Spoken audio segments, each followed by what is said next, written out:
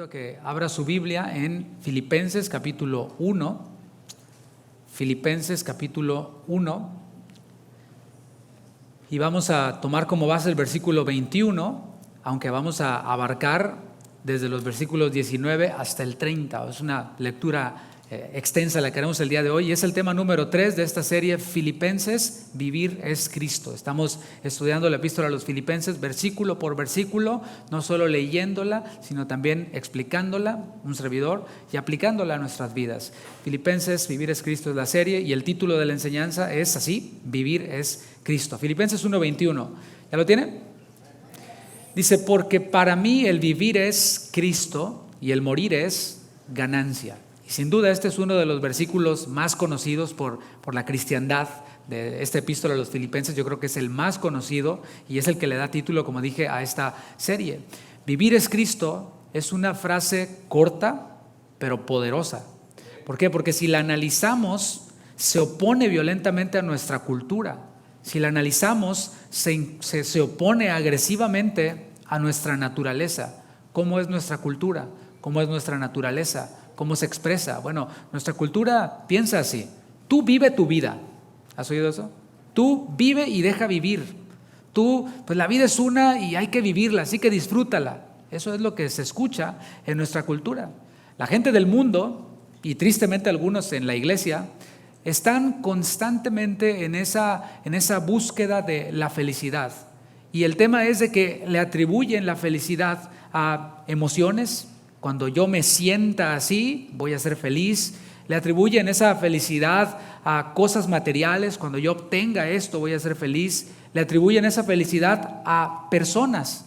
Cuando yo tenga a tal o a cual pareja, entonces voy a ser feliz. Y es lo que vemos en el mundo. Por otro lado, todo lo que produzca dolor, todo lo que produzca padecimiento, es algo completamente inaceptable. Esto es en el mundo y dije tristemente en algunos de la iglesia.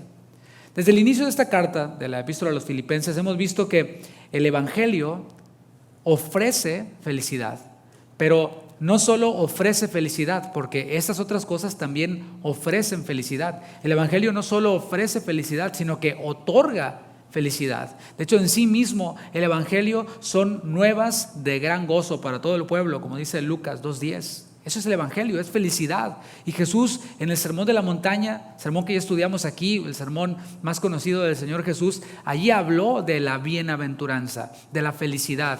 Y comienza diciendo, bienaventurados los pobres en espíritu. Son los pobres en espíritu los que reciben esta felicidad verdadera, la cual no depende de las circunstancias, la cual no fluye desde una buena intención, fluye de Cristo mismo. Cristo mismo es quien otorga verdadera felicidad. Él es el evangelio.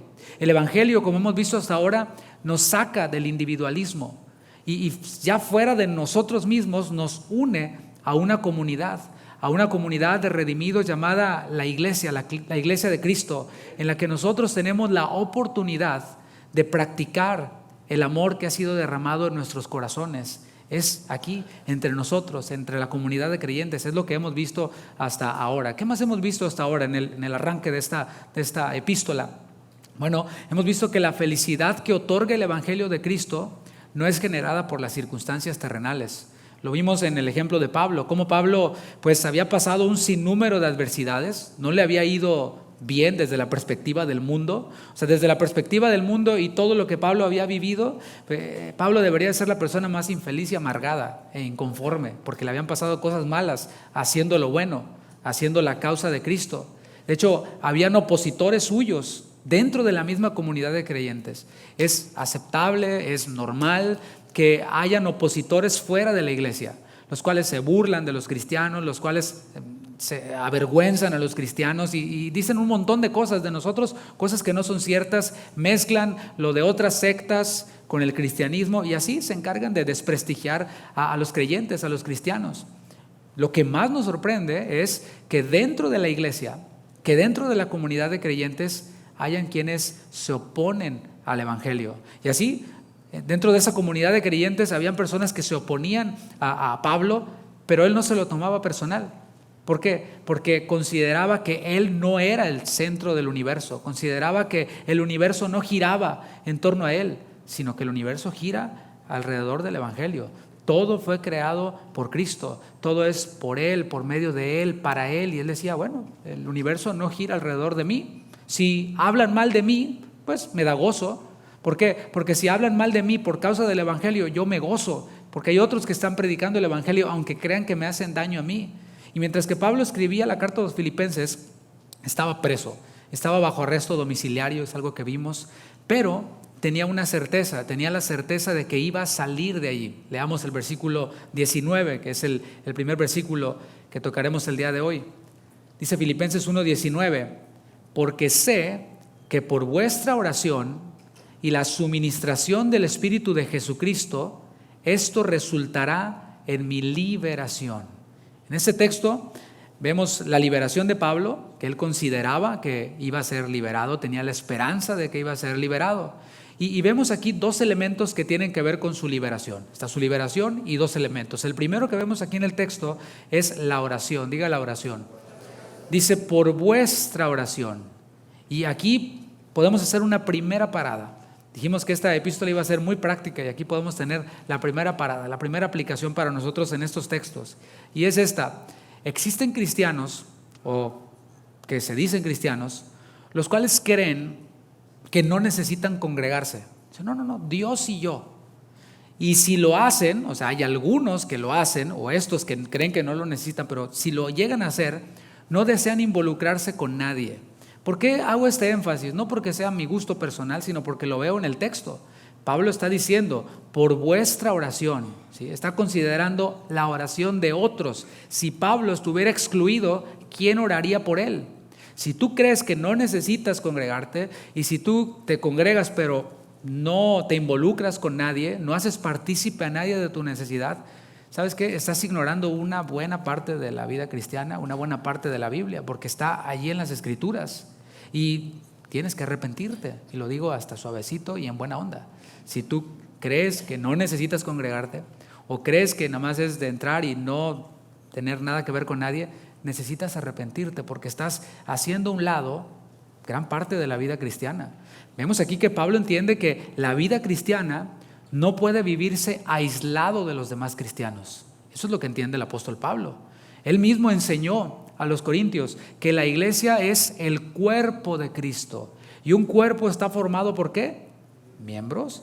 Y los miembros están ¿cómo? Unidos al cuerpo. O sea, no hay una idea, no hay una sola idea en la Biblia de este individualismo que el mundo sí respalda, que el mundo sí apoya. Un dedo, un miembro de un cuerpo, un dedo, vamos a poner por ejemplo, separado del cuerpo, no dura mucho, pero hay quienes creen que sí y están separados del cuerpo y un miembro que está separado del cuerpo comienza a descomponerse y hasta las moscas empiezan a acercarse. Y hay un montón de cristianos mosqueados ahí, separados del cuerpo y diciendo yo no necesito de la iglesia, etcétera. Aquí no, nosotros vemos que Pablo necesita a sus hermanos. Como parte del cuerpo va implícito que necesitamos muchas cosas los unos de los otros y una de estas cosas es la oración. De hecho, no es la primera vez que el apóstol Pablo reconoce que necesita las oraciones de los hermanos. Es más, pide las oraciones de los hermanos. Te voy a leer 3 versículos en la versión Nueva Traducción Viviente. Si quieres, solo anótalos para no andar de aquí para allá. Pero aquí en estos 3 versículos vemos a Pablo reconociendo que necesita de las oraciones de los hermanos. Vemos a Pablo pidiendo las oraciones de los hermanos. Y es Pablo, O sea, aquel que dice, yo no necesito, ahí dice, pero yo le hago a mi manera. Entonces, está diciendo que es más espiritual que el apóstol Pablo, ¿no? Pero bueno, Pablo decía esto en 2 Corintios 1:11, Nueva Traducción Viviente. Y ustedes nos están ayudando al orar por nosotros. O sea, él está hablándole a los creyentes en Corinto. Y él, si te fijas, no está solo, está rodeado de otros, por eso habla en plural. Dice, y ustedes nos están ayudando a orar por nosotros. Pablo no estaba solo, aunque tenía la erudición, más erudición que muchos de los que estamos aquí. Y a pesar de esa erudición, de esa experiencia, de esa garra que tenía, porque cuando él era fariseo, perseguía a los cristianos y los arrastraba hasta matarlos. O sea, era una persona decidida, pero a pesar de todo eso, él estaba rodeado de otros cristianos y les pedía a otros cristianos que oraran por ellos. En Colosenses 4:3 también les pide a los creyentes de ahí de Colosas que oren por ellos. Otra vez, no está solo. Dice, oren también por nosotros, para que Dios nos dé muchas oportunidades para hablar de su misterioso plan acerca de Cristo. Por eso estoy aquí en cadenas. Es lo que les escribe Pablo a los colosenses, en Colosenses 4:3. También a los tesalonicenses, a otra comunidad de creyentes en Tesalónica. En 1 los Tesalonicenses 5:25, brevemente dice Pablo, amados hermanos, oren por nosotros. Estar unido al cuerpo implica que necesitamos de las oraciones de otros, que nos humillamos lo suficiente como para reconocer que necesitamos de las oraciones de otros hermanos. Y nosotros lo hacemos casi en cada reunión, hacemos un llamado para los que están necesitados para que oremos por ellos. Y se abre esa oportunidad para que vengas acá al frente y oremos por ti, pongamos nuestras manos sobre ti, como dice la palabra, y hacernos partícipes de tu necesidad y orar. ¿Por qué? Porque lo vemos en las Escrituras. Es una bendición, una de las bendiciones de ser parte del cuerpo. Pero, ¿sabes? En nuestra naturaleza, decía que vivir a Cristo se opone a nuestra naturaleza y a nuestra cultura. Y en nuestra naturaleza está esa necesidad, por decirlo así, de demostrar que estamos bien. De hecho, como que en automático cuando nos preguntan, ¿cómo estás? ¿Qué decimos? Bien. O sea, algunos lo dicen, digamos, solo por protocolo, ¿no? Pero hay otros que casi te dicen, ¿cómo estás? Cuando les preguntas te dicen, bendecido, prosperado y en victoria, armado y peligroso. Pues no te ves muy bien que digamos, o sea, digo, por ahí me han contado, ¿verdad? Por ahí he visto en redes sociales que así, bien, no. Pero algunos hasta te dicen casi, ¿no? ¿Cómo estás? Bien, por los siglos de los siglos, amén. O sea, pues ya no te metes en mi vida, ¿qué te importa, no? Ok, bueno. ¿Por qué? Porque en nosotros está esa necesidad de demostrar que estamos bien. Y en nosotros es muy difícil que reconozcamos cuando necesitamos algo, cuando necesitamos las oraciones de otros. Es muy difícil, tenemos que hacer un esfuerzo para hacer a un lado la apariencia, porque este mundo es así de apariencias. Tienes que aparentar que estés bien, aunque estés hasta acá de deudas, pero tienes que demostrar que se vea, ¿no? Que se vea. Bueno, eso, mis hermanos, es orgullo, es egoísmo. El tratar de demostrar que siempre estamos bien, el no reconocer que necesitamos de las oraciones de otros, es orgullo y es egoísmo. El Señor Jesús le hizo un reproche a una de las 7 iglesias de Apocalipsis. En Apocalipsis 2 y 3, el Señor Jesús le da un mensaje a 7 iglesias en el área de Éfeso y se dirige al ángel, al pastor, al mensajero de cada iglesia. Pero hay una en particular en Apocalipsis 3:17 a la que el Señor le reprende precisamente por esa actitud de autosuficiencia, de yo no necesito de nadie. Bueno, fíjate lo que le dice el Señor y te lo puede estar diciendo a ti si es que estás en esa etapa, en esa fase. Y de nuevo estoy apelando a la Escritura. Dice Apocalipsis 3:17, porque tú dices, yo soy rico y me he enriquecido y de ninguna cosa tengo necesidad. Bueno, para los que dicen así, o sea, ¿cómo estás? Bien. Yo no necesito de nadie, yo me las arreglo solos. Este es el mensaje de Dios para ti. Y no sabes que tú eres un desventurado, miserable, pobre, ciego y desnudo. O sea, muchos dicen, es que importa cómo te veas a ti mismo. Así, eso en el mundo. Yo me veo como rico, me veo como empoderado. Bueno, felicidades. Pero la pregunta es, ¿qué dice Dios de ti? ¿Qué dice Dios de mí? Al que dice, yo me he enriquecido y no necesito nada, yo puedo solo, yo puedo aparte, Dios le dice, eres un desventurado, miserable, pobre, ciego y desnudo. No está por ningún lado el campeón que hay en mí ahí, ¿verdad? Ay, es que yo pensé que iba a ir a la iglesia para que me subieran la autoestima. Cada uno debe de tener un concepto con cordura de sí mismo. ¿Sabes cuál es ese concepto? Soy hijo de Dios. ¿Qué más puedo pedir? ¿Quieres más? Bueno, estamos sentados en los lugares celestiales con Cristo. Hemos sido bendecidos con toda bendición espiritual. Hemos sido adoptados como sus hijos. O sea, hay un montón. Eso sí es conforme a la medida de la fe. Pero el problema es de que son cosas espirituales. Y cuando andamos en la carne y vemos las cosas desde la carne, eso no nos importa. Yo quiero lograr. Yo soy un empoderado. el Señor les dice a esta iglesia, pues una fuerte reprensión, no lo quiero repetir. Pablo reconocía que las oraciones de sus hermanos iban a contribuir con su liberación. Está hablando de su liberación y uno de los elementos son las oraciones de los hermanos. Y eso ya está. El otro elemento que tiene que ver con su liberación está ahí en el versículo 19, en la segunda parte. Dice, y la suministración del Espíritu de Jesucristo. Bueno, esto es, mis hermanos, algo fascinante lo que está diciendo aquí. A lo mejor tú dices, ¿eso qué quiere decir? Bueno, pensemos en la palabra suministro, suministración. Es la palabra griega epicoregia y significa provisión, significa equipamiento, es apoyo en un sentido pleno. Entonces está hablando de el apoyo pleno del Espíritu de Jesucristo, ¿sí? Y vemos aquí Espíritu de Jesucristo, vemos a la persona de Jesús y vemos a la persona del Espíritu Santo unidos en un mismo objetivo, en una misma misión. El Señor Jesús vino a esta tierra, hizo su ministerio terrenal, su ministerio aquí entre los hombres, y antes de iniciar su ministerio, dice la palabra en Mateo capítulo 4 que fue llevado al desierto. Estoy dejando fuera algo. ¿Qué? Fue llevado por el Espíritu al desierto. Fue el Espíritu Santo el que condujo a Jesús al desierto. Ahora yo te pregunto, ¿para qué fue llevado Jesús al desierto? Para ser tentado, lo dice la palabra de Dios en Mateo 4. Y allí en el desierto, Jesús fue tentado por Satanás 3 veces, y cada una de esas tentaciones que el Señor Jesús enfrentó, Él la enfrentó con la Escritura. Porque Satanás le hacía una tentación y Jesús le respondía, escrito está. Satanás le respondía nuevamente con una tentación, esta vez apelando a las Escrituras, y Jesús le decía, escrito está también.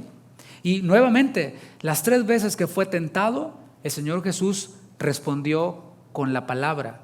Y eso fue lo que le dio la victoria, la palabra. Y la pregunta es, ¿dónde está el Espíritu Santo allí? En la tentación. Le llevó al desierto. ¿Y dónde está en la tentación? Bueno, en las Escrituras, porque el Espíritu Santo, como dice la palabra, fue quien inspiró las Escrituras. Eso dice 2 de Pedro 1:21. Así que podemos ver este Espíritu que sostuvo a Jesús en el desierto. Y no sé por qué, pero yo me imagino que Pablo se identificaba con Jesús, estaba en la prisión, y era como que si dijera Pablo, yo estoy en un desierto, ¿sí? O sea, no estoy en las mejores condiciones, no estoy en un bosque, no estoy en una selva en donde hay agua, hay cocos, no estoy en una playa, estoy en una prisión. Es un desierto para mí, pero el mismo Espíritu que sostuvo, que le dio apoyo, viendo esta palabra, que equipó, que apoyó a Jesús, es el mismo Espíritu que opera en mí y que me apoyará, que me va a sacar de las prisiones, y mientras me saca de las prisiones, me va a fortalecer. Hay una aplicación para nosotros aquí. Es necesario que tengamos esa misma certeza. No sé si tú la tienes. Si estamos padeciendo como cristianos, esto lo vimos en la enseñanza anterior. Si estamos padeciendo como cristianos, su Santo Espíritu nos va a ayudar en nuestra debilidad. Pero para esto hay que reconocerse débiles. Porque hay quienes tienen el agua hasta acá y ni así reconocen. No, yo puedo. ¿Y a qué horas vas a clamar a Dios? ¿A qué horas vas a pedirle ayuda a Dios? ¿Me explico? Le voy a pedir ayuda a no sé quién. ¿Y por qué no le pides directamente ayuda al Señor? Dice la palabra, mi socorro viene de Jehová, que hizo los cielos y la tierra. A lo mejor tu compadre tiene muchos recursos, pero el Señor hizo los cielos y la tierra. ¿Por qué no esperar en Él? Y cuando nosotros esperamos en Él, recibimos ese apoyo, esa fortaleza. Él nos equipa y lo hace abundantemente cuando se trata de soportar cualquier situación. A veces me han preguntado, ¿cómo le hiciste para superar tal o cual crisis, no?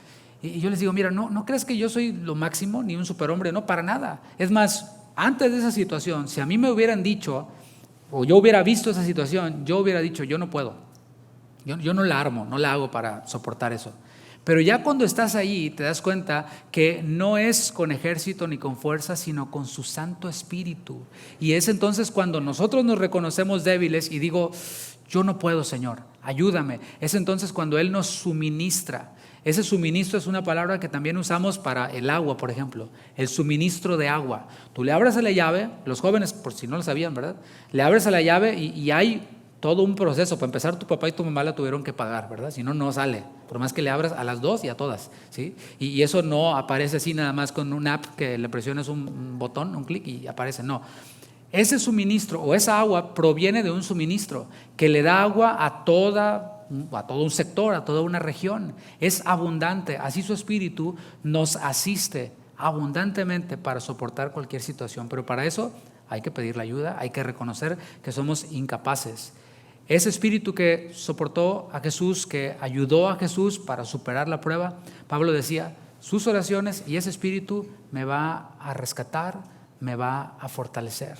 Versículo 20, conforme a mi anhelo y esperanza de que en nada será avergonzado, antes bien, con toda confianza, como siempre, ahora también será magnificado Cristo en mi cuerpo, o por vida o por muerte.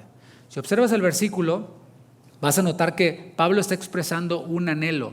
Un anhelo es aquello que nosotros deseamos y está expresando también una esperanza. La esperanza es lo que nosotros precisamente estamos esperando que va a ocurrir.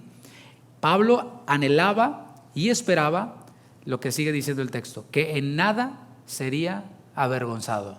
Esta palabra vergüenza es una palabra que no hace falta explicarla. Es más, podemos preguntarnos aquí, hacernos un análisis para ver qué tanto estamos viviendo a Cristo. Podríamos preguntarnos, ¿qué sería la peor vergüenza para mí? ¿Qué sería la peor vergüenza para ti? A lo mejor puede que tú respondas, bueno, la peor vergüenza para mí sería perder mi casa. Porque imagínate, llegué allá al vecindario, todos los vecinos vieron cuando metí los muebles, y ahora imagínate que tenga que sacar los muebles y tenga que salirme. O que me pongan ahí uno de esos candados, ya se vendió, te vamos a quitar la casa porque no pagaste. Oh, qué vergüenza, sería la peor afrenta. O no sé, de pronto que pienses, la peor vergüenza para mí sería regresar a mi pueblo con las manos vacías. Y que vean el que se fue para el norte a triunfar, regresando con las manos vacías. Esa sería la peor vergüenza para mí. De pronto, la peor vergüenza para ti pudiera ser fracasar en tu negocio. No, que me vieran todos y lo publiqué aquí empezando el negocio y cortando el cordón, ¿no?, de inauguración y ahora que me vean fracasando. No, esa sería la peor vergüenza.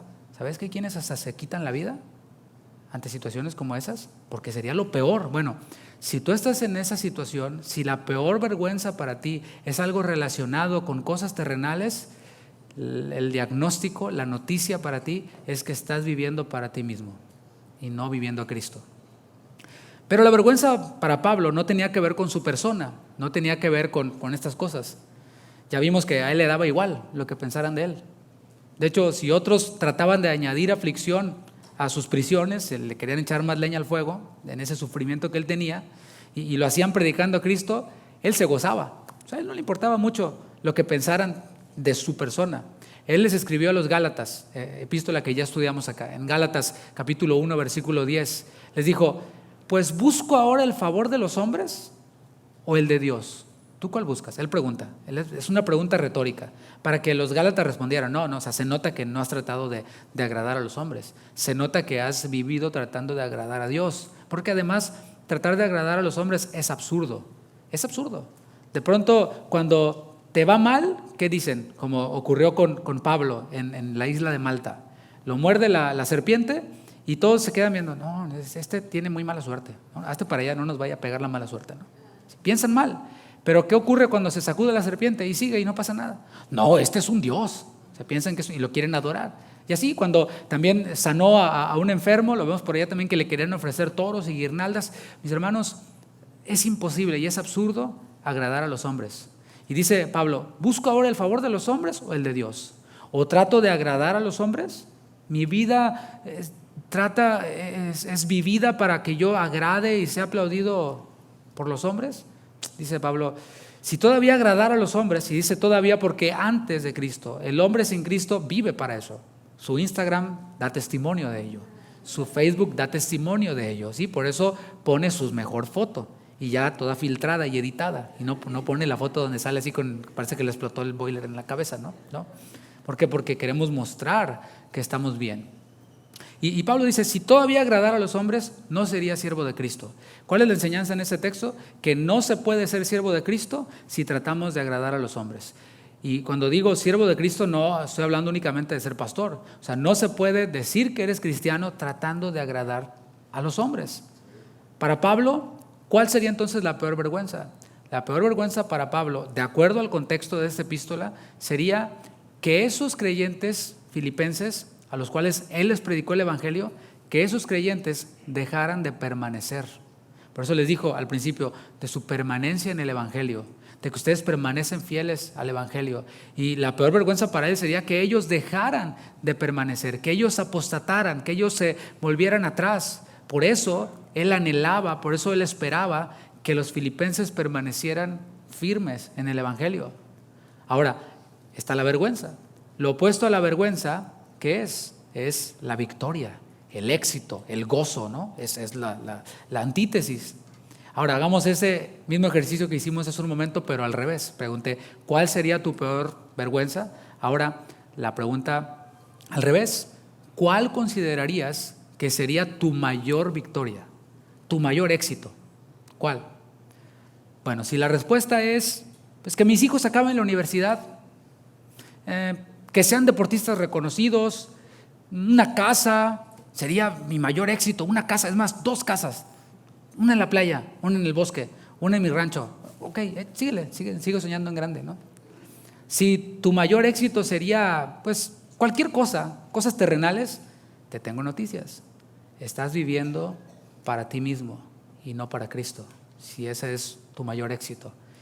Y hasta es absurdo, porque conozco personas así que han pensado así: mi mayor éxito sería que mis hijos terminaran la universidad. Y cuando eso ocurre, desearían no haberlos enviado nunca a la universidad, porque se fueron unos y regresaron otros. Regresaron ateos, regresaron marihuanos, regresaron embarazadas, regresaron y así, etcétera. Y síguele. Y hubieran deseado nunca haberlos enviado a la universidad. Y no estoy diciendo que no los envíe a la universidad. Estamos hablando del mayor anhelo. Ese es mi mayor anhelo. Hay quienes dicen, mi mayor anhelo es ver a mis hijos realizados. Suena bien. Nadie quiere que le vaya mal a sus hijos. Pero si ese es tu mayor anhelo, estás viviendo para ti mismo. Porque al final, si se realizan, ¿de quién es la gloria? Yo los saqué adelante, claro. ¿Sí? Sin embargo, ¿cuál era la gloria? La gloria de Pablo. ¿Cuál consideraba él que era su mayor éxito? Bueno, Pablo pensaba de acuerdo a las Escrituras. Aquí es necesario que tú y yo dejemos de pensar como piensa el mundo y comencemos a pensar bíblicamente, como las Escrituras nos dicen. La Biblia habla claramente acerca del éxito del hombre, y eso está en Jeremías 9:23.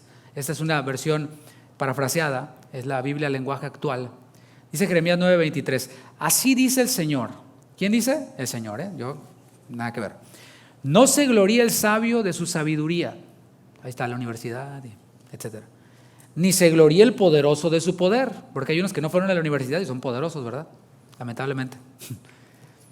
Ni el rico se gloríe de su riqueza, mas el que se gloríe, gloríese de esto. O sea, que tu éxito sea esto, dice Dios, de que me entiende y me conoce. Pues yo soy el Señor que hago misericordia, derecho y justicia en la tierra, porque en estas cosas me complazco, declara el Señor. Entonces, ¿cuál es el éxito para el hombre según la palabra? Está en el versículo 24. Entender y conocer a Dios. Esa debe ser la meta, mis hermanos. Entender y conocer a Dios. Si esa no es tu meta, you're wasting your time here. ¿Sí? Lo dije en inglés para lo que... O sea, estás perdiendo tu tiempo aquí. Si tienes cualquier otra meta, en buena onda, cerremos los ojos y te puedes salir y puedes buscar cualquier otra iglesia o cualquier otra congregación en donde te prometen eso, en donde te prometen cosas materiales. No, que sueña en grande y vas a obtenerlo y decláralo y recíbelo. Hay muchos lugares, pero aquí queremos ser fieles a lo que dice la palabra. Lo cantábamos hace rato. Quiero ser fiel a ti hasta el final. Bueno, Dios dice que tu éxito sea entenderme y conocerme. Y hasta aquí suena muy bien. Suena como predicador así, ¿no? De esos así fogosos. Está bien, suena bien. Pero a ver, vayamos al terreno de la práctica. Porque hasta aquí un aplauso y todo, está bien. Se puede aplaudir, ¿no? O sea, puedes dar gloria a Dios y decir aleluya, está bien. Pero vayamos al terreno de la práctica. Si el éxito en la vida es entender y conocer a Dios, según Dios mismo, ¿no? La pregunta es, ¿qué estoy haciendo yo para entender y conocer a Dios? cada vez más y mejor. Yo tengo una semana de 7 días igual que tú, todos tenemos, ¿verdad? Semanas y días de 24 horas, ok. Ahora el tema es, ¿qué hago yo con ese tiempo? ¿Cómo ocupo yo ese tiempo hacia ese propósito, hacia ese objetivo que es conocer más y mejor a Dios? Si mi iglesia ofrece un discipulado, por poner un ejemplo y hacernos más prácticos, un discipulado el martes a las 7:30, ¿sí? Entonces ahí estoy yo ante una decisión. Me conecto al discipulado, que es gratis, por cierto, no cuesta ningún esfuerzo, le prendes a la cámara o al teléfono y te conectas.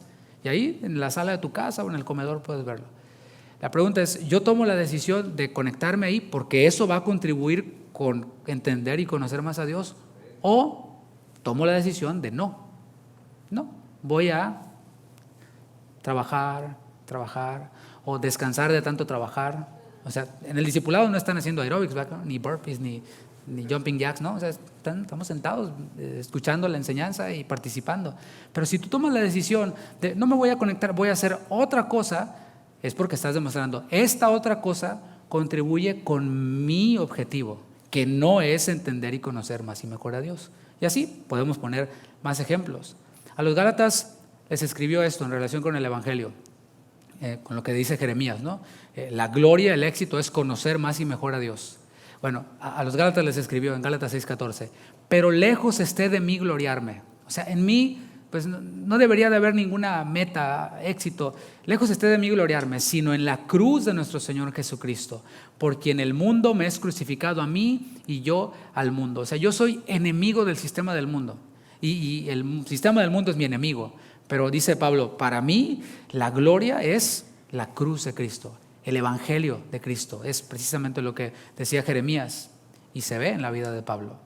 La perspectiva de él en cuanto a la victoria o al éxito no tenía que ver con él, no tenía que ver con su persona, ni en cuanto al fracaso, ni en cuanto al éxito. Tenía que ver con que Cristo se viera más grande. Es lo que dice en el versículo 20, en la segunda parte. Dice, antes bien, con toda confianza, como siempre, ahora también será magnificado, o sea, será hecho más grande Cristo en mi cuerpo, o por vida o por muerte. ¿Conoces a las personas que se ponen tatuajes? ¿Sí? Se ponen una marca en el cuerpo de algo que es significativo para ellos. O sea, no se ponen algo que soy un tonto, ¿no? Espero que no. Hay unos que conocí a alguien que se puso algo en chino y decía soy un tonto, ¿no? Pero él pensaba que decía otra cosa. O sea, nadie en sus 5 sentidos hace eso.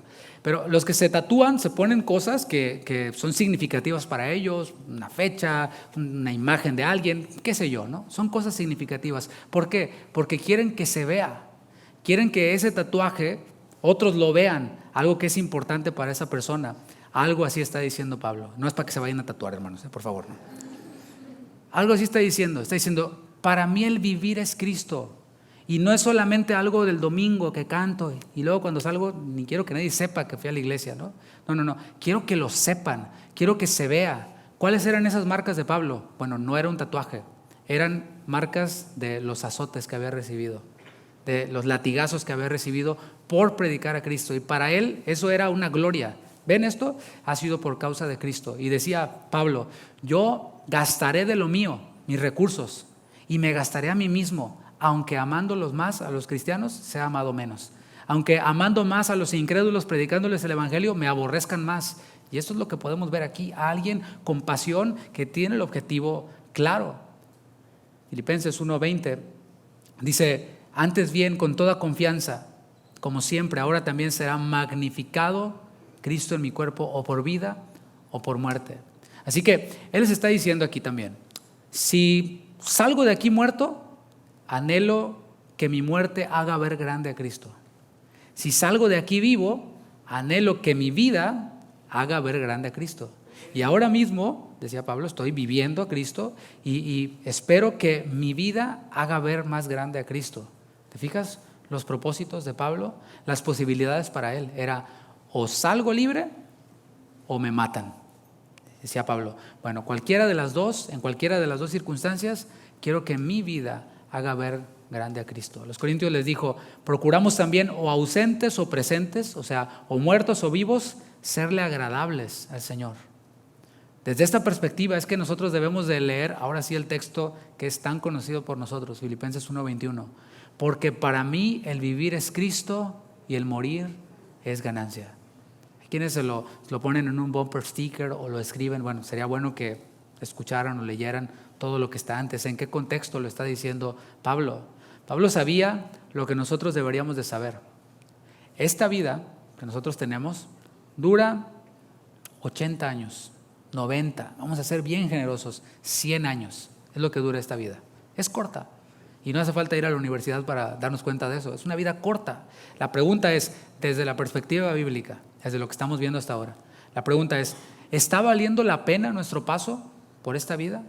Cada día que vivimos está valiendo la pena desde la perspectiva de la palabra. No estoy preguntando desde la perspectiva del mundo, no, desde la palabra. ¿Está valiendo la pena? O sea, nuestra vida está haciendo ver más grande a Cristo. ¿Estamos magnificando a Cristo con nuestra vida? Mira, si vamos a suponer que lo logras, ¿no? Vamos a suponer que persigues cosas del mundo y alcanzas gran éxito. Y llegas a ser tan rico como Elon Musk. Vamos a ponerlo así. Hagas en lo que hagas, te va bien, tienes un boom de éxito y llegas a tener tanto dinero como Elon Musk. Bueno, ¿qué va a ocurrir? Bueno, lo que vas a conseguir es que cuando te vean por la calle, cuando vayas a, no sé, a comprar tacos o a Home Depot, no sé, cuando te vean por la calle, te digan, ustedes sí, y se tomen una selfie contigo y la suban. Yo te pregunto, ¿eso cómo magnifica a Cristo? ¿Cómo magnifica a Cristo que te reconozcan en la calle y se tomen una selfie contigo por ser el hombre más rico del mundo? Pues no. O sea, hay quienes lo hacen, lo son y ni consideran a Dios. Estamos hablando aquí de cristianos, ¿no? Ahora, vamos a suponer que te mueres y dejaste un gran legado. Dejaste, no sé, muchas cosas de esta tierra. Bueno, lo más que va a pasar es que te recuerden como una persona exitosa. O es más, vayamos más allá, soñemos en grande ya que estamos en esas, ¿no? Que te hagan una estatua así en la entrada de Tangamandapio, de tu pueblo, así, y ahí todo, ¿no? La pregunta es, ¿eso qué impacto tiene en la eternidad? Esa es la pregunta. La perspectiva de la palabra en cuanto a la vida y a la muerte, la vemos aquí. Estamos hablando de esa realidad de que todos vamos a morir y la pregunta es si estamos haciendo que valga la pena con nuestra vida, estamos magnificando a Cristo y vemos aquí la perspectiva en cuanto a la vida y en cuanto a la muerte. Si Cristo es el camino, la verdad y la vida, la perspectiva que debemos de tener es, bueno, vivamos para exaltar a Cristo, vivamos realmente imitando a Cristo. Y precisamente eso fue lo que respondió Juan el Bautista. Cuando estaba él pues bautizando en el Jordán, se acercaron a él y le dijeron, oye, ¿tú eres el Mesías? ¿Qué hubieras hecho tú? Bueno, Juan tuvo la opción de decir, pues luego les digo, y tenerlos ahí y que lo vieran como que, él es el Mesías, y que le aplaudieran y lo reconocieran. O que dijera, no, pues sí soy. Y que empezara a recibir un poquito de la fama mesiánica y del aplauso de la gente. Sin embargo, Juan dijo en Juan 3:30, dijo, es necesario que Él crezca, que Cristo crezca, pero que yo mengüe. Es tan profundo eso. Es necesario que Cristo crezca, que Él se haga más grande, que Él se vea más grande y que no sea yo el que se vea más grande con sus sueños guajiros en mi vida. ¿Se ha dado cuenta que a veces vivimos tanto para cosas que realmente no valen la pena? Puse el ejemplo hace un momento de la universidad, quienes mandan a la universidad a sus hijos y terminan perdiendo a sus hijos, ¿no? Pero está, por ejemplo, te voy a contar una reflexión que escuché por ahí hace algún tiempo, no la inventé yo, pero la escuché hace algún tiempo, y es para que pensemos en lo que tiene que ver con cómo nos desgastamos para cosas terrenales. Estaba un hombre anglosajón que llegó a uno de estos países del tercer mundo, como los conocemos, que tienen grandes playas y lugares muy paradisíacos. Entonces llega este hombre allá y alquila una lancha, está con ese lanchero platicando, teniendo una conversación. Recuerda, este hombre anglosajón estaba de descanso, estaba vacacionando. Y al tener esta conversación le dice al lanchero, oiga, ¿y usted qué hace? ¿A qué se dedica? O sea, ¿qué hay que hacer en este pueblo? Y dice, no, pues yo me despierto tarde todos los días, vengo aquí a pescar 2 horas al día, pesco lo suficiente para comer, me llevo a mi casa, a mi esposa, y después me duermo una siesta y luego me voy a tomar un café con mis amigos, a disfrutar. Y luego le dice el anglosajón, o sea, ¿nada más trabaja 2 horas? 2 horas, ¿sí? Dice, no, señor, usted debería trabajar más horas, de perdido 10 horas. Y le dice el lanchero, ¿y para qué? Le dice, bueno, para que usted no solo pesque para usted, sino que tenga suficientes pescados para ponerse aquí a la ribera y vender esos pescados y ganar dinero. Y dice el lanchero, ¿y para qué? Y bueno, pues para que usted no solamente esté ahí en el piso vendiendo, para que rente un establecimiento y venda pescados y todo tipo de mariscos y sea una tienda establecida. Y dice el lanchero, ¿y para qué? Y le dice el hombre, para que no solo tenga una sucursal, sino que tenga sucursales por toda la ciudad, ¿se imagina? Le dice el lanchero, ¿y para qué? Le dice, pues para que tenga por todo el estado sucursales, franquicias y las venda y gane más dinero. Y le dice el lanchero, ¿y para qué?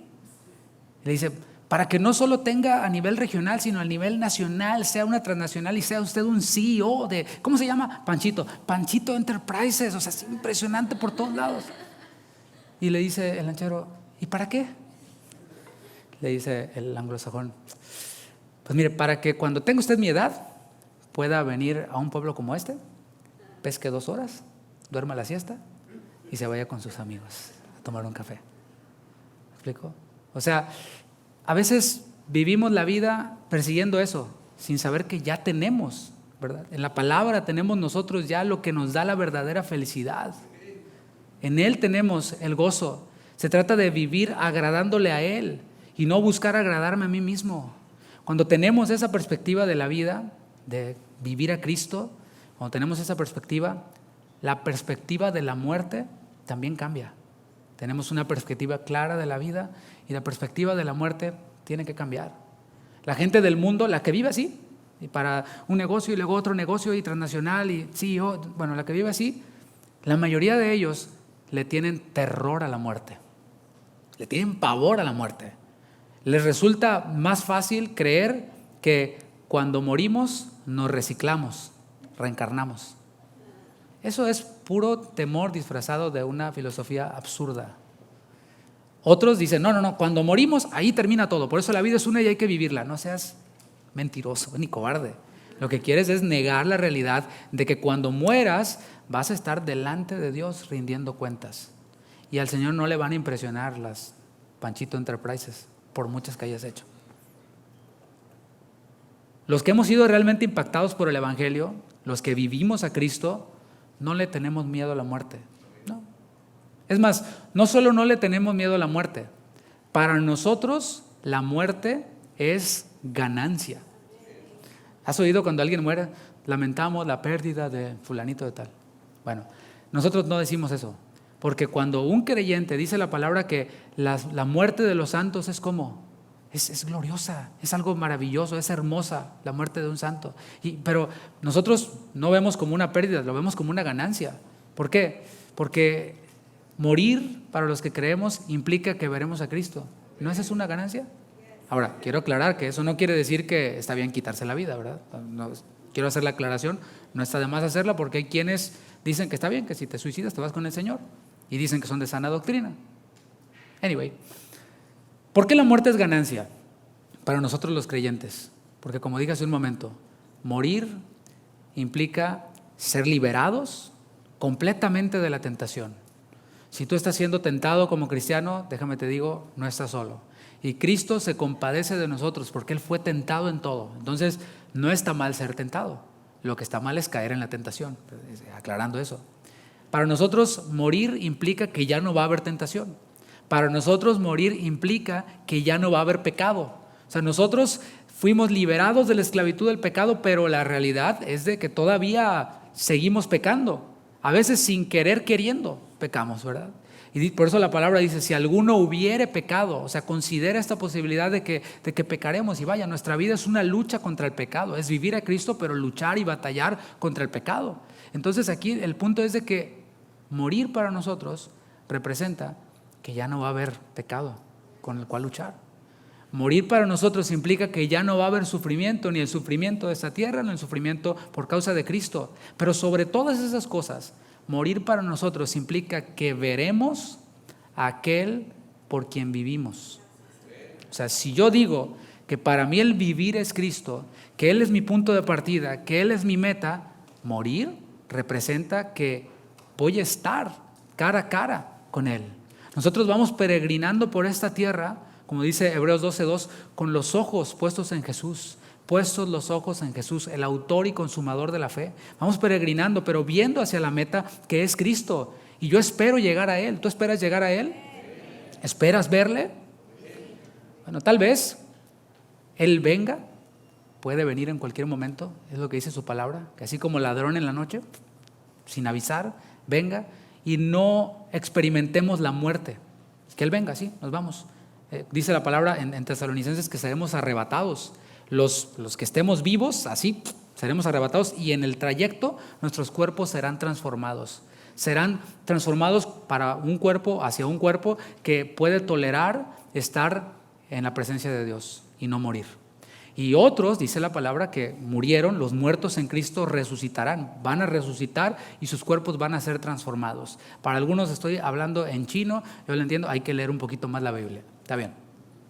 El punto es de que a lo mejor, tal vez, morimos y entonces le veamos, o a lo mejor no muramos, Él venga antes. El punto es, lo relevante es que le veremos a Él. O sea como sea que venga o sea que muramos, es ganancia para nosotros. Es un win-win, cualquiera de las dos, es ganar, ganar. Si le tienes miedo a la muerte, te tengo una solución y es simple la solución. Cree en Jesucristo, recíbele a Él, recibe a Cristo. Vas a ver cómo cuando tú crees en Él, el temor a la muerte desaparece. Desaparece ese temor a la muerte y se ve la muerte como ganancia. Dice el versículo 22 de Filipenses 1. Por eso dijo, para mí el vivir es Cristo y el morir, ganancia. Ahora dice, mas si el vivir en la carne resulta para mí en beneficio de la obra, no sé entonces qué escoger. Porque de ambas cosas estoy puesto en estrecho, teniendo deseo de partir y estar con Cristo, lo cual es muchísimo mejor. Vamos a detenernos ahí. O sea, después de lo dicho, vivir es Cristo, morir es ganancia, plantea un dilema. Lo vemos aquí eligiendo, o sea, tratando de elegir entre dos cosas. Las dos cosas son buenas. O sea, es bueno quedarse y es bueno estar con Cristo. Las dos cosas son buenas y esto es discernimiento, mis hermanos. Los que tienen tiempo asistiendo a la congregación han oído constantemente esta definición de discernimiento. Discernimiento es separar lo malo, hacerlo por allá, fúchila. Las manzanas podridas, fúchila, van por allá. Esas no, están desechadas. Y escoger lo bueno. Eso es básicamente discernimiento. Pero discernimiento 2.0 es de lo bueno, de las manzanas buenas que están, escoger las mejores, las más rojas, las más brillantes, las más grandes y jugosas. Eso es discernimiento y es lo que está haciendo aquí Él. Ya desechó lo malo, viví para mí mucho tiempo, ya obtuve mi éxito mucho tiempo y etcétera, viví en el egoísmo, fuera. Ahora está a escoger entre dos cosas, el morir y estar con Cristo o el quedarme. ¿Qué es lo mejor? ¿Continuar viviendo fuera de la cárcel, en sus actividades ministeriales, o morir y estar cara a cara con Cristo? Bueno, para él, claramente, la segunda opción era muchísimo mejor.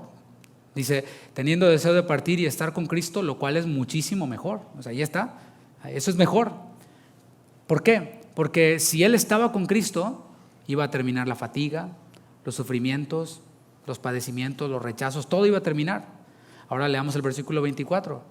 Pero quedar en la carne es más necesario por causa de vosotros.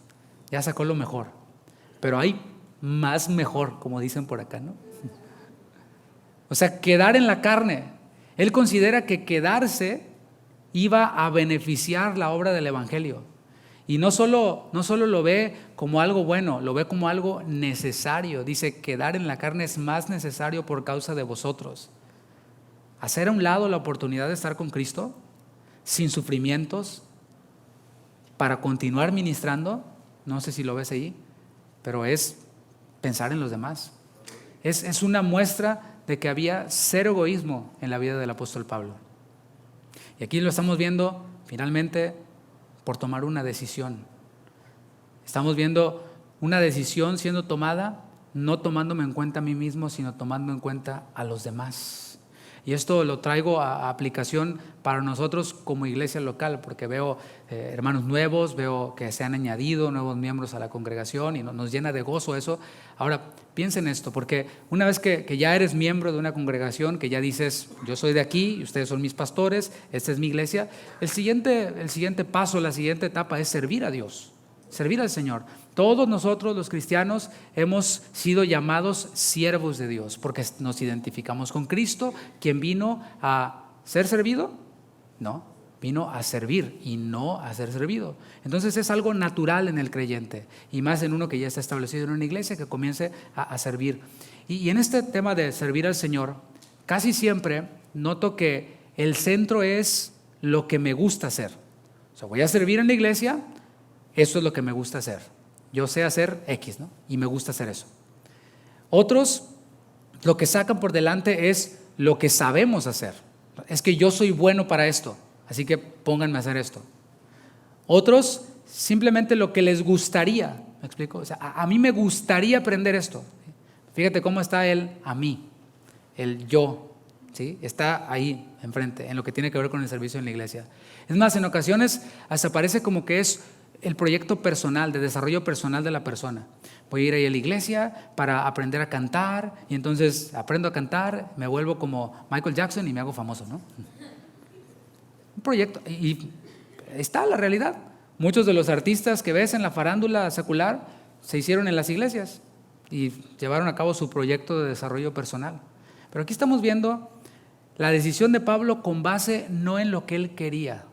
O sea, está haciendo a un lado lo que él quería y lo que era mejor, ya nos lo mostró. Pero ahora dice, bueno, eso lo hago a un lado porque hay una necesidad. Y qué importante es que vamos a eso. Es, no yo sé hacer esto. La actitud bíblica es, ¿dónde se necesita? ¿En dónde hay necesidad? ¿En dónde hay carencias?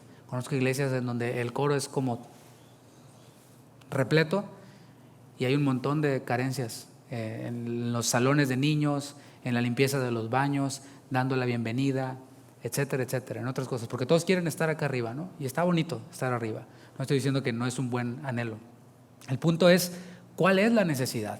¿En dónde se me requiere? ¿En dónde hay la necesidad? Versículo 25. Y confiado en esto, sé que quedaré, que aún permaneceré con todos vosotros. Bueno, aquí ya tomó la decisión el apóstol Pablo. ¿Cuál fue la decisión que tomó? Quedarse. ¿Cómo tomó esa decisión? Pensando en los demás y no pensando en él mismo. Y esa es la mejor manera de tomar decisiones, mis hermanos.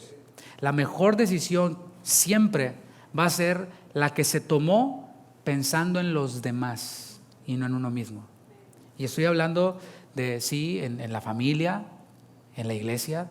En la familia, por ejemplo, han habido personas que pensando en sí mismos toman decisiones y ¿qué crees? Esas decisiones afectan a los demás.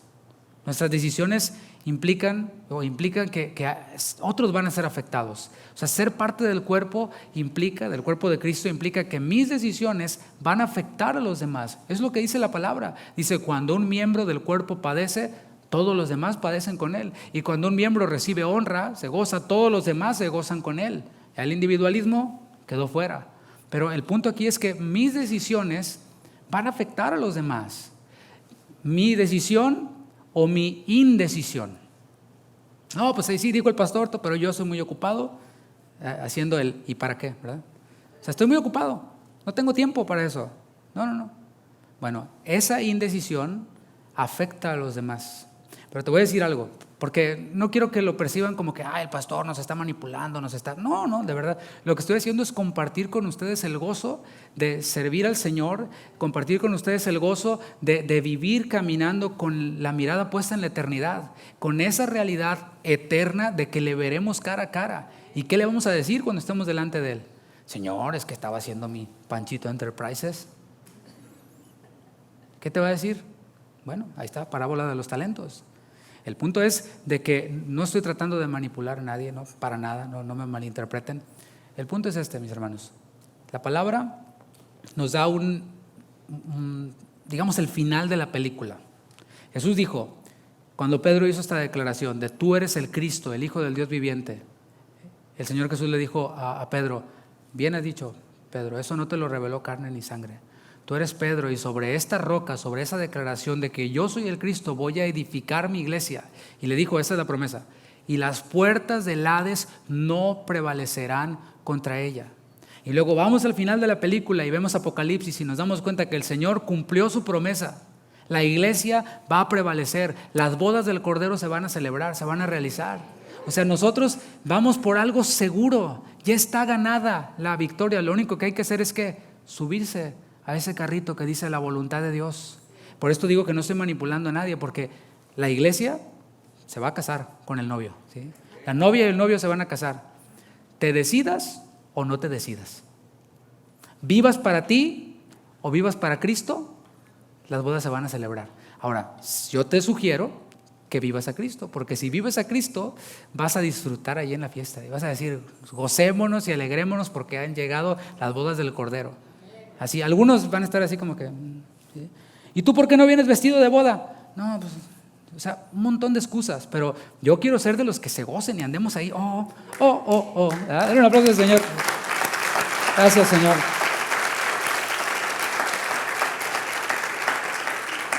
Estamos viendo una decisión que se tomó con base no en mí, sino en los demás. Y aquí vemos a Pablo con objetivos claros. O sea, si me quedo, ¿cuál es el objetivo? ¿Con qué propósito me voy a quedar? Porque pudiera estar con el Señor, pero me estoy quedando. Ahora, ¿con qué propósito? Y lo sigue diciendo el versículo que estamos leyendo, el versículo 25. Dice, para vuestro provecho y gozo de la fe. Otra vez, pensando en los demás. Para su provecho. Él lo dijo, es el mismo que escribió, inspirado por el Espíritu Santo. Dijo, ninguno piensa en su propio bien, sino el de los demás. Es lo mismo. Es lo que estamos viendo aquí, pero él lo está ya planteando desde una perspectiva de la vida práctica. Para provecho o para vuestro provecho y gozo de la fe. Ahora, el provecho, esta palabra provecho es la palabra procope, que significa, es bien interesante el significado en el original, es golpear hacia adelante. O sea, piensa que viene la pelota de béisbol y el bateador le da. No sé si es así o así, no sé, perdón, soy ignorante del deporte. Pero le pega a la pelota y la impulsa ¿hacia dónde? Hacia adelante. La avienta fuera de la cancha, hace un home run, iba a decir un knockout, pero es home run. La avienta fuera de la cancha. Ese era el propósito de Pablo para con los filipenses, era que ellos avanzaran hacia adelante, que su fe en Cristo avanzara, fuera impulsada, y eso les iba a producir gozo, dice el gozo de la fe, para su provecho y gozo de la fe, porque cuando avanzamos nosotros en nuestra vida cristiana, cuando nuestra fe es impulsada, experimentamos ese gozo, esa paz, ese gozo de decir estoy caminando en la voluntad de Dios. Y ese propósito, ese objetivo de Pablo es mi objetivo y debería ser el objetivo de cualquier pastor, de cualquier ministro y de cualquier persona con autoridad espiritual, de un padre para con sus hijos, que sean impulsados hacia adelante en lo que tiene que ver con su fe. Las cosas de este mundo vienen y van, es lo que hemos visto hasta ahora. Es el avance de su fe. Y eso es lo que yo anhelo para con ustedes.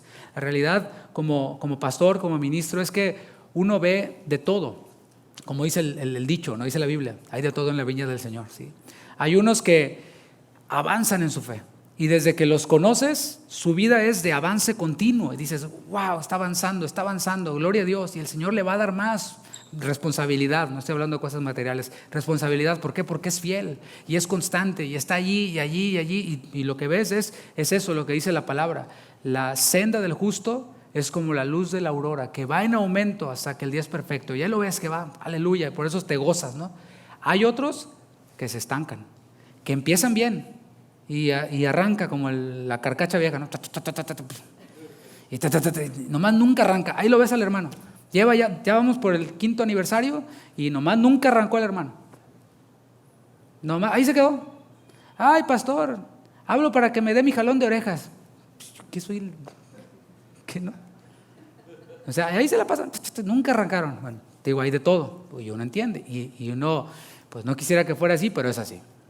Y hay otros que peor tantito o peor muchito, retroceden.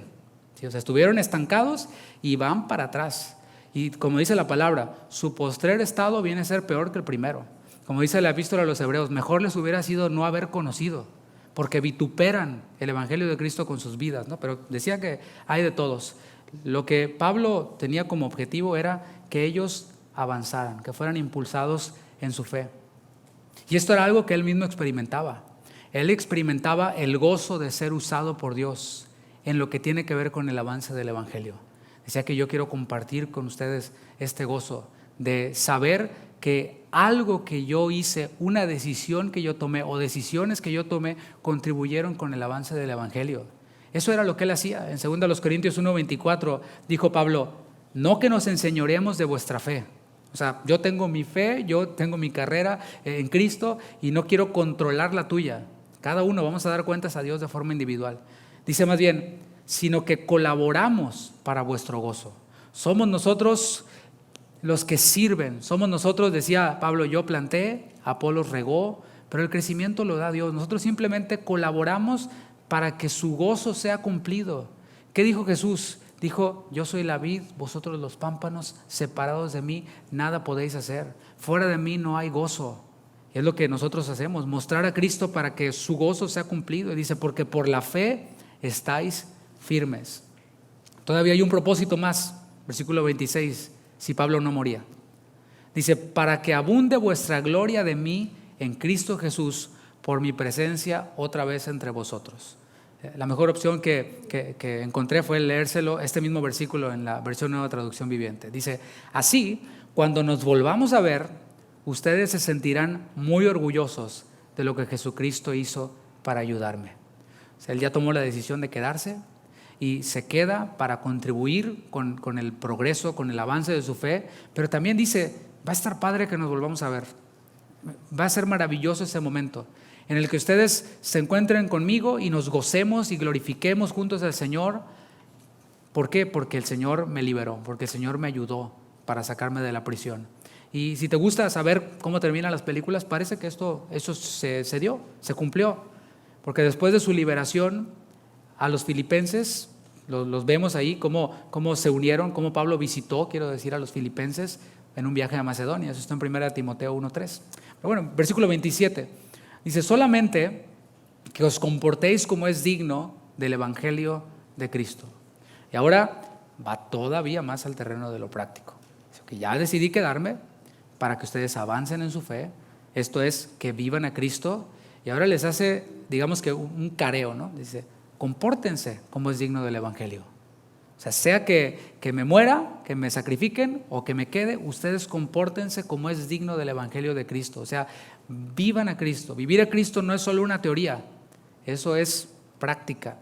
Por esto apela al comportamiento. Yo te pregunto, según el texto, ¿cómo debe ser el comportamiento de alguien que vive a Cristo? Debe ser digno, diga digno.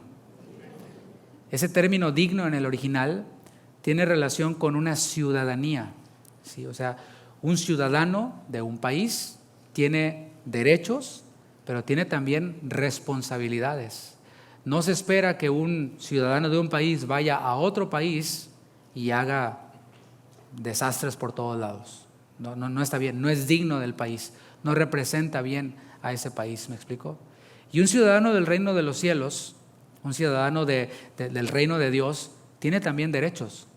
¿Cuál es el derecho que nosotros, según la Biblia, tenemos, los que hemos creído en Cristo? Bueno, está en Juan 1:12. Dice, a los que le recibieron, a los que creen en su nombre, les dio el derecho, la potestad de ser hechos hijos de Dios. Antes no éramos hijos de Dios, ¿eh? Si alguien te dijo, no, todos somos hijos de Dios, como dirían en película doblada, patrañas, eso no es verdad, no es cierto. No todos somos hijos de Dios. Todos somos criaturas de Dios. Todos somos creación de Dios. ¿Quiénes somos hijos de Dios? Juan 1:12, los que le recibieron, los que creen en su nombre, recibimos ese derecho. ¿Qué otro derecho queremos? O sea, con ese, decía, la tenemos hecha. Él es nuestro Padre y podemos entrar al trono de la gracia y hallar gracia para el oportuno socorro y clamar Abba Padre con confianza, y Él nos escucha y Él nos atiende. ¿Cuántos dicen gloria a Dios por eso? Podría seguir diciendo y describiendo derechos que nosotros tenemos, pero también podemos pensar en aquellas cosas que no tienen nada que ver con nuestra ciudadanía. Un ciudadano del cielo no tiene nada que ver con el pecado. Un ciudadano de un país no va a ir y se va a meter a un país enemigo. ¿Por qué? Pues porque lo matan, ¿verdad? Pero además porque es leal al país al que pertenece. No se mete con los enemigos. Y así igual, un ciudadano del cielo no tiene nada que ver con el pecado, porque de allí fue rescatado. Tú y yo fuimos rescatados del pecado. No tenemos nada que hacer volviendo ahí al pecado. Imagínate que está un incendio, llegan los bomberos y un bombero arriesga su vida para rescatar a esa persona, la saca, sale todo tiznado el bombero y con oxígeno, y ahí va otra vez el rescatado a meterse ahí al fuego de nuevo. Bueno, igual de absurdo nos vemos nosotros cuando hemos sido rescatados del pecado y volvemos a revolcarnos en el pecado. No tenemos nada que ver con el pecado. Un ciudadano del cielo tiene una manera de pensar, tiene una cosmovisión de la vida. Te pongo un ejemplo, no sé cómo ando de tiempo. Nuestros hijos que nacieron aquí tienen una cosmovisión de la vida muy distinta a nosotros que somos inmigrantes, que llegamos ya grandes a este país. Es una cosmovisión distinta. Eso es en cuanto a lo que tiene que ver con países, pero también con la tecnología. Ellos piensan distinto porque ellos ya nacieron y el internet ya existía. Y si tú eres más o menos de 40 and up, ¿verdad? Nosotros vimos cómo llegó el internet, vimos la diferencia antes del internet, después del internet. Nuestra cosmovisión, por lo tanto, es distinta. Cómo vemos la vida es distinto. Y hay veces que nos sorprendemos por la manera en la que nuestros hijos piensan, pero es normal. Ellos no conocen quizás el país donde tú naciste, donde nosotros nacimos. Por eso es bueno llevarlos, darles un tour, o aunque sea por YouTube, decirle, mira, ahí están las calles todas sin pavimentar. No sabía que existían calles sin pavimentar, papá. ¿Sí? No, yo pensé que le apretabas un botón y salía la comida. No, hijo, había que trabajar, había que chambear, como decimos, ¿no? Y nuestra cosmovisión es distinta. Los ciudadanos del cielo también tenemos una cosmovisión distinta. Pensamos en las cosas de arriba, como dice Colosenses 3:2 y como cantamos aquí la palabra. Comportarse como es digno del evangelio es una evidencia de estar firme. Porque hay quienes dicen, no, yo estoy firme en el evangelio, pero ves su comportamiento y dices, mejor cuéntame una de vaqueros, hermano. Mejor le pregunto a tu esposa, ¿no? A ver si realmente estás firme en el evangelio. Dice, para que, o sea que vaya a veros, o que esté ausente, oiga de vosotros que estáis firmes en un mismo espíritu, combatiendo unánimes por la fe del evangelio. O sea, el propósito de Dios es que tú y yo estemos firmes en el evangelio. Y lo afirmo así porque está en su palabra. Estén firmes para resistir los dardos del enemigo. Estén firmes, constantes y sirviendo en la obra, creciendo en la obra del Señor siempre, dice Pablo a los Corintios. Ese también debería de ser nuestro propósito. ¿Cuál es mi propósito? Estar firme en el evangelio. Eso debería de ser también lo que nos une, estar firmes en el evangelio. Y si yo tengo ese propósito para mí, lo tengo para con mi hermano. Quiero que mi hermano esté firme en el evangelio y me voy a mover hacia eso. Por eso dice el texto, introduce esta frase, firmes en un mismo espíritu, en un mismo sentir, en un mismo modo de pensar. Capítulo 2 lo va a desarrollar. Haya pues en vosotros este sentir, esta manera de pensar que hubo también en Cristo Jesús. Ese debe ser nuestro objetivo, lo que nos une a nosotros. ¿A qué vengo yo? A fortalecer mi fe, pero también a fortalecer la fe de otros. Y me interesa que la fe de otros sea fortalecida. Así es como se retroalimenta una iglesia. Nos comunica la idea también de participar juntos, de ayudarnos mutuamente en el cumplimiento de este objetivo. Si estamos unidos, piénsalo, en una misma alma, en un mismo modo de pensar, con un mismo objetivo, vamos a ver juntos la victoria. Y esa victoria que ya hemos visto en la palabra. Versículo 28. Y en nada intimidados por los que se oponen, que para ellos ciertamente es indicio de perdición, mas para vosotros de salvación, y esto de Dios. Y aquí nuevamente comienza a introducir la idea o la realidad de que vivir a Cristo, acuérdate, de eso está hablando, 1:21, vivir es Cristo, morir es ganancia. Tomo la decisión de que ustedes también sean fortalecidos en su fe, impulsados en su fe y que vivan a Cristo. Ahora, vemos aquí que les dice, vivir a Cristo trae oposición.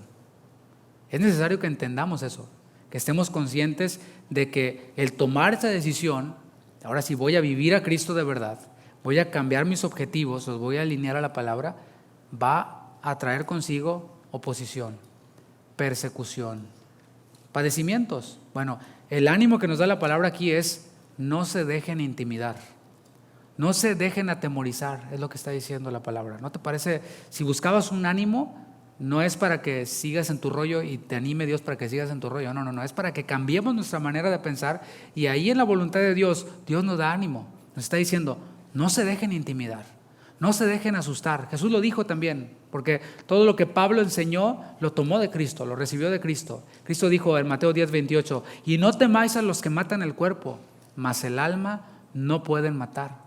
Temed más bien a aquel que puede destruir el alma y el cuerpo en el infierno. O sea, no le teman a los que les persigan, a los que les vituperen. Y vemos a los apóstoles creyendo esto, confiando en esa promesa de Dios, cobrando ánimo en el Señor. Aquí se está refiriendo a la oposición al evangelio, recalco, no a la oposición personal. No, es que hay un compañero en el trabajo que se me opone. Pues sí, quiero tu puesto. Así son los del mundo. Pisotean al que pueden para obtener el puesto. Aquí no está hablando de puestos en el trabajo, no, está hablando de oposición al evangelio. Ese es el punto central que estamos viendo aquí. Para mí el vivir es Cristo, es vivir el evangelio. Y si yo vivo a Cristo, vivo el evangelio, el que se opone a mí, pon atención, no se está oponiendo a mí, a David, se está oponiendo al evangelio, a quien yo represento. Y quien me respalda a mí, quien me apoya, quien me bendice a mí, no me está bendiciendo a mí, está bendiciendo el evangelio. ¿Me explicó? Todo aquel que obstruye la predicación del evangelio, de cualquier manera, porque hay muchas formas de obstruir el evangelio, el avance del evangelio. A veces nosotros, al no participar, al ser indiferentes o al relacionarnos mal, hay quienes ven la iglesia como el club de compas, con los que me voy a la carnita asada y todo eso. Bueno, eso, y luego ese club de compas se convierte en un nido de gusanos terrible, porque se la pasan hablando del hermano, y viste el hermano aquel, y viste el hermano aquel, entre ellos se hacen bullying. Yo lo he visto, hermanos, yo lo he visto. Entre ellos mismos se hacen bullying, se faltan al respeto, hablan cosas, chistes de doble sentido, cristianos, ¿sí? Y que van a una iglesia y que levantan las manos y viven así, se juntan así, ¿no? Y creen que eso es así. Bueno, eso es obstruir el evangelio de alguna forma, porque estamos dando testimonio a otros de a quién representamos. Porque principalmente esos otros, ¿sabes quiénes son? Los chiquitos que están ahí alrededor, los hijos que están a nuestro alrededor. Y conozco jóvenes, he estado frente a ellos, que no quieren saber nada de Dios por el testimonio de sus padres, de sus compas, de los padres de la iglesia, que son que vienen de su misma iglesia, y cuando se reúnen los oyen y dicen: no quiero saber nada de Dios. Eso es obstruir el evangelio. Cada uno dará cuentas a Dios, eso no cabe la menor duda, pero también podemos ser de los que obstruyen el evangelio. Y dice aquí el apóstol Pablo: aquel que obstruye el evangelio está dando evidencia de que no le ha resplandecido la luz del evangelio. Dice, es indicio de perdición. Obstruir el evangelio es igual a estoy perdido, no soy salvo. Y si no me arrepiento, voy directo a la perdición eterna. Por otro lado, aquel que permanece firme en el evangelio, a pesar de la oposición, está demostrando que es hijo de Dios. Dice, para vosotros de salvación, y esto de Dios. O sea, la gloria es del Señor. Versículo 29. Porque a vosotros os es concedido, a causa de Cristo, no solo que creáis en Él, sino también que padezcáis con Él. Aquí vemos dos cosas. Vemos que el Señor nos concedió ser nuestro Padre, nos concedió el arrepentimiento, el Señor nos perdonó de antemano, ya nos había perdonado, y dice que se nos concedió creer en Él. No hay un honor más alto que ser hijo de Dios. No hay honor más alto que ser adoptado como su hijo.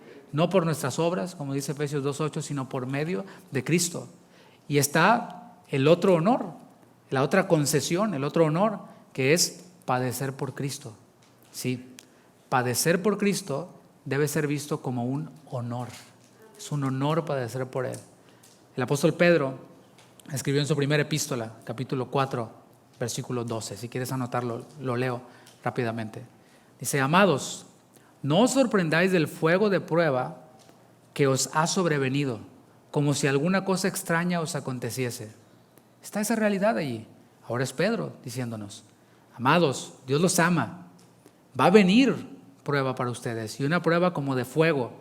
Bueno, cuando eso ocurra, no se sorprendan. Ay, ¿qué está pasando? No se sorprendan.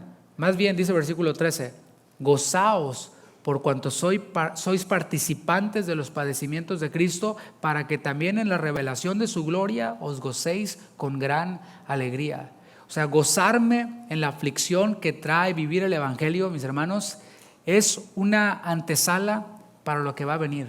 Dice, para que también en la revelación de su gloria os gocéis con gran alegría. Nuevamente nos apunta hacia la esperanza, en donde estaremos tú y yo delante de Dios. Dice la palabra que los cristianos compadeceremos ante el tribunal de Cristo, no ante el juicio del gran trono blanco. Ahí estarán los que dijeron que nos reciclamos y que te mueres y allí acaba todo. Ahí van a estar todos, ateos y de todas las religiones que no creyeron. Pero para nosotros los cristianos va a haber un tribunal, el tribunal de Cristo, en donde van a ser mostradas todas las cosas que hicimos después de habernos convertido. Y allí van a aparecer todas nuestras chafeces, como decimos coloquialmente, ¿no? Cuando chafeamos, cuando dijimos, decido no decidir, y todo eso, allí va a aparecer delante del Señor. Pero aquí está diciendo, ese sufrimiento que ustedes padecieron por mi causa, va a ser causa de gozo en aquel día. Ahí es donde se cumple lo que dice la palabra, que el llanto se convertirá en gozo. O sea, no es cuando a la jovencita la cortó el novio, dice, ay, mira, dice la Biblia que el llanto se convertirá en gozo y te va a llegar tu príncipe azul. No, hagamos a un lado eso, ¿sí? O la estoy pasando mal, ya viene lo mejor, y eso mejor es que te va a ir bien en tu negocio. No. El llanto se convertirá en gozo, es esto. Es ese sufrimiento que tuvimos como cristianos, todos esos padecimientos, cuando estemos delante de Él, el Señor va a decir, bien, buen siervo y fiel. Sobre poco fuiste fiel. Esa leve tribulación momentánea que viviste, ahora entra en el gozo de tu Señor. Va a producir en nosotros un más abundante y eterno peso de gloria. No se puede comparar todo el sufrimiento que podamos tener con estar delante de Él. Y eso ahora será para nosotros, o en ese momento será para nosotros, gozo. No se trata de sufrir por sufrir, sino de que cuando sufrimos y padecemos, también lo hagamos con gozo. ¿Por qué?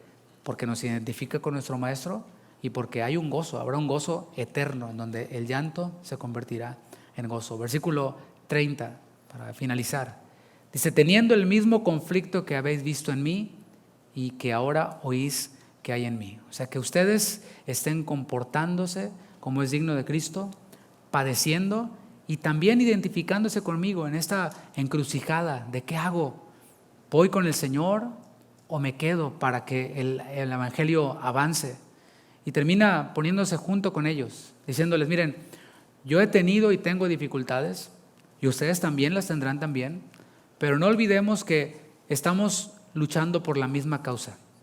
Yo tengo las mías, ustedes no las tienen, pero tendrán las suyas. Sin embargo, estamos luchando por la misma causa y es el Evangelio de Cristo. Para concluir, mis hermanos, la vida cristiana se vive en identificación con Cristo. Así es como se vive la vida cristiana. Le conozco y le imito. Eso es lo que discípulo significa. Le conozco, le imito. Pero si no le conozco, no tengo nada que imitar. Entonces la vida cristiana se vive así. No se trata solo de hablar de Cristo y hablar de Cristo, obtener información, sino se trata de vivir a Cristo. Decía que esta epístola quizás no sea muy profunda teológicamente, con grandes principios teológicos así establecidos, pero tiene un montón de principios teológicos aplicados, o un solo principio teológico aplicado a nuestra vida cotidiana. Y el llamado es a que nuestras vidas manifiesten un compromiso cada vez más firme con el Señor. Le invito a que se ponga de pie y con eso podemos concluir. ¿Qué tanto nos vamos a comprometer con el Señor? Es la pregunta. Y cada uno tiene la respuesta después de haber oído esta enseñanza. Lo que sí te puedo decir es que el origen de este compromiso no son las buenas intenciones, sino es la vida eterna que hemos recibido. Esa vida eterna que nosotros recibimos es desde donde fluye este compromiso con Dios. Porque si el compromiso lo hacemos en nuestras fuerzas, tiene fecha de caducidad. Va a durar poco. Va a terminar en algún momento, nos vamos a cansar, vamos a terminar agotados y amargados quizás. Pero cuando nuestro compromiso fluye desde ese nuevo nacimiento, desde esa vida eterna, hermanos, recibimos también la fortaleza para vivirlo. Inclina su rostro, vamos a orar. Señor, yo sé que tú has perdonado nuestros pecados. De aquellos quienes hemos creído, Señor, hemos sido trasladados de un reino a otro reino, en donde las cosas son diferentes, en donde se piensa diferente, en donde se ve la vida diferente. Te pido, Señor, que aquellos que no te conocen, que vengan hoy al conocimiento de tu voluntad, que sean convencidos de pecado, de justicia y de juicio al escuchar tu evangelio, al escuchar que la única felicidad, la felicidad verdadera se encuentra en ti, Señor. Que tu Espíritu traiga convicción de pecado, de justicia y de juicio. Y así, Señor, aquellos que no te conocen vengan a ti, ya sea que estén aquí, que no te conozcan, ya sea que nos estén viendo o nos escuchen. Tu palabra dice que siendo aún pecadores, tú moriste por nosotros, Jesús. Y aquellos que hoy están escuchando, no importa cuán embarrados estén de pecado, yo sé, Señor, que tú eres fiel, misericordioso y perdonador. Y si hoy estás oyendo su voz, no endurezcas tu corazón. Entrégale tu vida a Cristo y verás cómo la perspectiva de la vida cambia, la perspectiva de la muerte cambia también. Obra, Señor, te lo pedimos. Oramos también por aquellos que hoy están siendo confrontados en su vida. Siempre podemos crecer un poco más, siempre podemos ser impulsados un poco más a estar firmes en nuestra fe. Que hoy, Señor, hayan muchos hombres, mujeres, jóvenes, niños incluso, que asuman este compromiso de vivirte a ti, que asuman este compromiso de renunciar a lo que haya que renunciar para poder amarte a ti, para poder adorarte a ti. Levanta tus manos al cielo y dile gracias, Señor. Voy a invitar al equipo de alabanza si puede pasar y vamos a adorar al Señor por un momento y vamos a decirle al Señor: Señor, toma mi vida. Le podemos cantar esto al Señor y decirle: toma mi vida, Señor. Y si tú, mientras nosotros cantamos, quieres venir aquí al frente o necesitas que oren por ti, levanta tu mano o ven aquí al frente. Queremos orar por ti y afirmar este compromiso que tú tengas para con el Señor. Creo que el Señor nos está llevando a la toma de decisiones en Él y decirle: Señor, aquí está mi vida. Puedes decirle: aquí está mi vida, Señor. Puedes ir pasando si gustas, mi hermano. Queremos orar por ti.